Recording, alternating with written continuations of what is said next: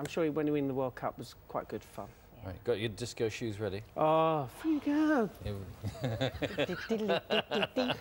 we go. Nile Rodgers. Don't laugh. That was my best efforts. Here he is. You know what, this bit was good, wasn't it? I can't do that. I just can't do that. We could all link up and just try and do that one. Shall we go? Yes, we go. Nile Rodgers, he said for the fourth time, first found fame in the 70s with his band Chic and went on to produce a string of hits for artists from Madonna to David Bowie, Diana Ross and Mick Jagger. We're looking back through his amazing life in just a moment. We're going to remind ourselves first, Can we boogie? Yes, Can we boogie? of some of his work. Here it is. I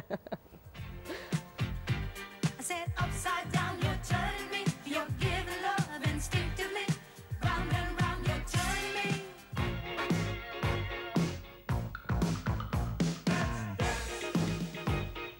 Put on your red shoes and dance the blues. Like a virgin, hey, touch for the very first time. Like a virgin. Wild boys never lose it. Wild boys never chose this way. Wild boys never close your eyes. Wild boys always. We are family. I got all my sisters with me. We are family. Get up, everybody, sing. Welcome to the programme. Thank you very much. We love that. And such disparate songs in a way. I mean, they're so different when you're writing for other people. We'll get on to your life story in just a moment, but just hearing your work, how do you do that? How do you craft something for You Madonna are so and David smart. Bowie? I actually only work for specific individuals. I'm not the type of songwriter that just writes a song and then hands it off to different people and says, will you please take this song? I actually only do work by commission, which is very bizarre. It's not the normal type of songwriter. In other words, before I got the job with Sister Sledge, there was no We Are So Family. Bowie came to you and said, I want to do an album, and it was Let's Dance. Indeed. What happened was he and I met at an after-hours club just, in passing. And we started chatting, and we both were, honestly, we were enthralled with each other. And before we wrote a note of music, what we did was research and just started hanging out, and I started to get into his brain and vice versa. Actually, it's not much room in here, but anyway, we had a clear picture and a clear vision, and then we started to compose and put it all together. Yeah, it was a groundbreaking album though, wasn't it? It's China fantastic Girl. record. You did China Girl as well. Yeah. Yeah. Amazing. Terrific. And with other artists then, do they come to you and say, now, like Duran Duran, do they come to you and say, now we want you to deliver us some product, or? And they say it in those words exactly. Basically, when I met the Duran guys, they were opening for Blondie, and we were sort of in the Mutual Admiration Society, but we hadn't met yet. I met them at the Blondie gig. They had heard this record I had done by In Excess called Original Sin, and Simon Le Bon was freaky over that song.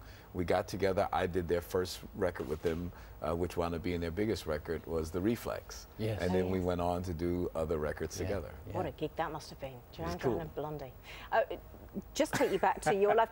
Well, there are so many great hits that you've done and written with so many amazing people, and You Diddle Freak, but you look at your life and reading your book and you think, how on earth did you get to become so successful? Because you start the book off at the beginning by saying your family, drugs, crime and love were the gravy that kept us all together. Your mother and your stepfather were junkies.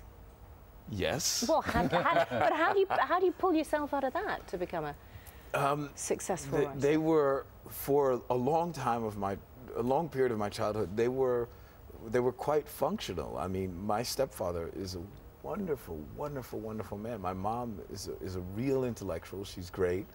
And they did very well until I was around 8.5, 9 years old. But by that time, I learned to read at a very early age. So I was quite self-sufficient, and I really took care of myself. I mean, when your parents are junkies, you have to take care of yourself. I'm getting all choked up. I love my family. I mean, my parents are great. And then music was your big thing. You Was got a my job. savior. Yeah, you got a job in the band with the band in Sesame Street. My first job out of high school was with Sesame Street. I went from Sesame Street to the Apollo Theater, and during those years, I was able to get the training to just jump from one artist to the next. Then ended up jamming with Jimi Hendrix. I mean, what a leap that is. The band in Sesame Street were playing You with got Jimi the Hendrix. chronology a Oh, little it's the wrong way backwards. around. Hendrix was earlier. Okay. Hendrix I met when he was building this studio in New York called Electric Lady, and he was hanging around in the Village, which is where I used to live. And in those days, big stars, rock stars especially, were very accessible. I remember meeting Jethro Tull, Jeff Beck, Hendrix. All of those people were in the Village because that's where all the cool clubs were. And to jam with Hendrix, even though it sounds super romantic, we almost didn't notice he was there until we looked up and went, oh, wow, look, there's Jimmy. Yeah. It really was that nonchalant and that cool. And your love of music came from, I mean, you're very affectionate towards your father and your mother and your stepdad as well. You can see there's a lot of love there, and they love music too. But also you had asthma, didn't you? And so when you were in hospital, Yes. you were singing. You're learning, learning to trying to write stuff down. I was born very sickly, and I was put in convalescent homes when I was really, really young. And what happened is that they had those old-fashioned classrooms where you learned, well, you know, instead of sitting on my hands, I was doing what the other kids were doing. So even though I was just 5 years old, I learned to read at the level of an 8th or 9th grader. Right. That is when I was 5, 6 years old. And your so big leap forward was your work with Bernard Edwards and with Changed Chic, my life. of course. Yes. Let's have a look at, come on. Yeah, Le Freak. Let's have a look at Le Freak. Here we go. Here we go.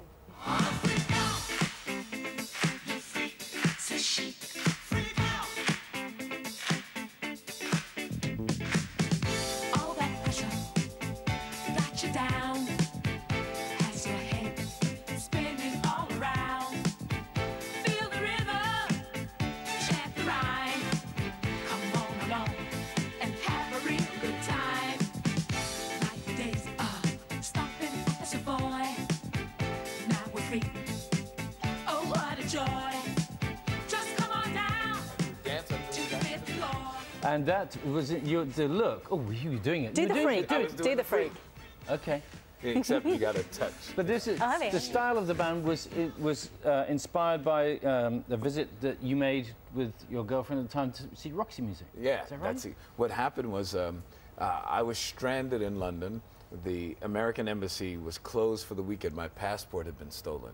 So she convinced me to go see this band that she loved called Roxy Music, and they were playing at a joint called the Roxy Theater. And when I got there, I thought, boy, this was the first time I had seen a totally immersive artistic experience with music. And the group called Roxy playing at the Roxy, and their audience was beautiful, and they were beautiful, and I went, man, this is a cool idea. And I said to Bernard, what if we did the black version of that? What would that look like? And then our keyboard player was a fan of the band Kiss, and we took the anonymity of Kiss and the fashion element of Roxy, we fused it together and came up with Chic. Wow. It sounds crazy, but It worked. to a band, that's completely No, it logical. worked. It definitely worked. So you're on tour at the moment, you're saying? Or Yeah, you're, I'm on tour with Seal and this gentleman John Miles, who's amazing. He says he watches you guys every day. He said, "Now, when you're sitting with Sean, please." Now, I'm going to score brownie points now. He said, "Please tell Sean that I watch her every single morning." Oh, Yeah, and John Miles is incredibly talented. that's so amazing. Yeah. that's it. Now John's going to play on every Chic song. That's fantastic. I've got to go, I've got to go, I've got to go, yeah. You said you led a clean life in your early life, but then there were disasters later in life and drug addiction in your own part, and we were lucky to have you because you said you died how many times in one night? 8 times in one night. My heart stopped 8 times. And in fact, the final time, they were actually filling out the death certificate because they had done everything that they thought was humanly possible. And my heart started going just by itself. And the doctor said to the orderly who discovered that my heart had restarted, he said, "What do you think we should do?" And he just looked at me and said, "Obviously nothing." And they wheeled me out and brought in the next patient. They had been trying over and over and over again, and my heart just kept flatlining over, just one right after the next, and literally 8 times. The doctor stuck around to tell me, "Please stop taking drugs." And I felt guilty, and I listened to him, and I was thankful to the staff. and I stopped for about 2 weeks. I didn't finally stop until 1994. I went to Madonna's birthday party down in Miami Beach, and I don't remember a thing that happened that night, but everybody told me my behavior was reprehensible, and I'm a really nice guy. So I was too embarrassed to ever want to live that. Yeah, that was it. Well, we're glad we've still got you with us. Well, if I got 1 second, so the funny part of that story was on my way home, like so I'm totally inebriated, but I'm sort of have it together, and I'm reading this magazine, and Keith Richards, who's a neighbor of mine in Connecticut, he says that he's going to give up drugs. And I read that, and I thought, my God, I know Keith well. If Keith can give it up, I'm giving it up. And then when I got out of rehab 8 months later, the first person that called me was Keith asking for a little hit of coke. And I said, no. I quit because of you, and now you're calling me asking me for coke. Are you out of your mind? But I never said anything. I just said, well, I don't have any, Keith. Yeah. All right. Niall, thanks very much. It's been so good to talk to you. Thank you very much. Say hello to John. I will indeed.